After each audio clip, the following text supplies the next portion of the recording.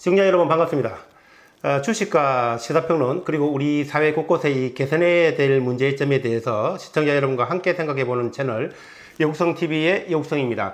자, 오늘은 많은 시청자님들이 기다리고 계시는 자람 테크놀로지에 대한 그 영상은 17일 오후 2시, 빠르면 17일 오후 2시, 늦으면 18일 오전 6시 30분에 좋은 영상으로 시청자 여러분들을 찾아뵙겠다는 말씀을 드리면서 오늘은 현재 우리 사회에 이슈가 되고 있는 최상병 사건에 대해서 시청자 여러분과 함께 생각을 해보고자 합니다. 자, 오늘 제 차림이 보시게 되면은요, 이 와이셔츠 바람에 이 팔소매까지 걷어붙였는데요. 정말 제가 열불이 나서 이게 와이셔츠 바람에 팔소매까지 걷어붙였다 이런 말씀을 드립니다.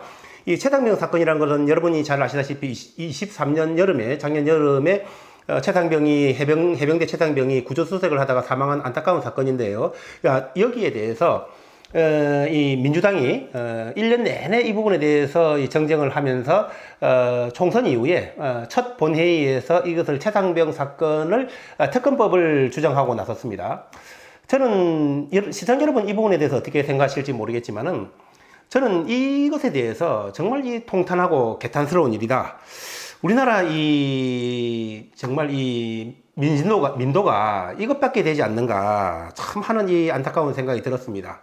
정치권에서 그런 행위를 하고 그것이 먹혀 들어간다는 것이요, 이 국민들의 수준이 그렇다는 것 아니겠습니까? 정말 안타까운 사건이다, 이런 생각을 하는 것입니다. 왜냐하면은 최상병이 그 목숨을 잃은 것은 정말 안타까운 일이죠. 안타까운 일이지만은, 그러나 그 안타까운 목숨이 어디 비단 최상병의 목숨뿐이겠습니까? 얼마 전에도 보면은 그 전철역에서 공익요원이 사망한 사건도 있었고, 그 다음에 우리나라 그 곳곳의 이 건설 현장들, 얼마나 많은 건설 그 근로자들이 안전사고 미비로 책임자들의 관리 소홀로 사망을 하는 사건들이 있습니까? 특히 이 조선소 같은 경우에는 하루에도 평균적으로 우리나라에 한 2~3명씩이 이렇게 죽는다고 그래요. 아니, 그 다 안전관리 소홀이지 않겠습니까?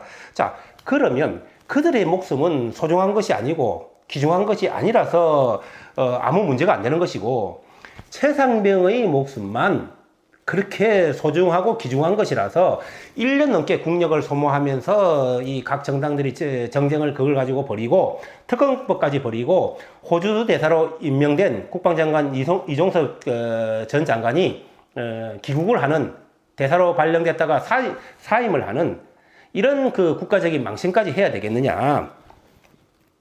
정말 목숨이 소중하고 숭고한 것이고 그 관리 소홀 책임이 엄중한 것이라면 그것이 비단 최상병 사건이겠느냐. 우리나라 곳곳의 사회 안전관리, 그거로 인해서 얼마나 많은 안타까운 근로자들이 목숨을 잃는 것인가. 왜 그들의 목숨은 외면을 하는 것인가. 공정, 평등을 주장하는 사람들이 왜 어느 누구의 목숨은 그렇게 소중해서 대한민국의 정쟁으로 삼고 특검법까지 발의를 해서 국력을 소모해야 되고 1년 가까이, 다른 그 수많은 사람들의 목숨에는 외면을 하는 것인가? 그게 과연 공정이고 평등이고 정의인 것인가? 묻지 않을 수 없는 것입니다.